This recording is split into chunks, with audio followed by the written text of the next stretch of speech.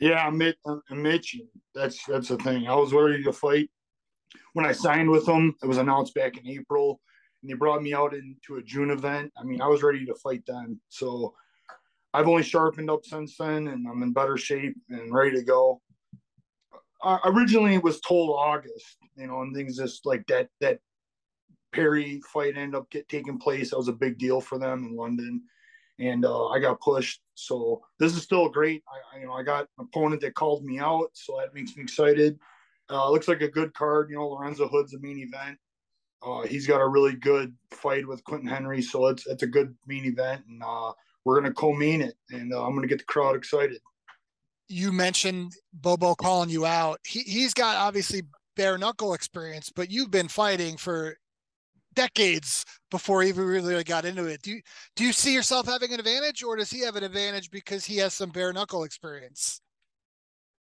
He's bare knuckle experience, but I have street fight experience, which there's no referee to stop anything, and I was using bare knuckles, so that was actually the start of my career, and it was because of that I'd gotten too much. They were like, "Hey, man, you're gonna go to prison. You start doing this legally, and why not get paid to do it?" And I actually had boxing and kickboxing experience right when I started in MMA. I started fighting MMA, my amateur fights at 17. So I had my first pro fight at 18, and I'm 40 years old. So yeah, I've been doing this literally over half my life. A fight's a fight for me. The adrenaline and everything. It's just now I have less rules, but that's fine. I love using my hands, and it's guaranteed excitement. People know my fighting style, and it's action. That's when I'm doing my best, posing my will on somebody else, and it's what the fans like to see. I think I saw you say that a Greg Hardy fight in BKFC is inevitable, and I believe he signed to the promotion. Is that one down the line? You see being there'd be a lot of fanfare behind that one. Yeah, I mean, it's ultimately I think the fans help push matchups, and the only reason I got asked that by several media, so I'm like, yeah, you know what I mean. We have some similar things with our relationships and people, so obviously they weren't wanting the fight to happen right away. But if he comes in and does well and puts some wins together, and I can put some wins together, yeah, it's just an obvious matchup. I think it's one that would really get people excited.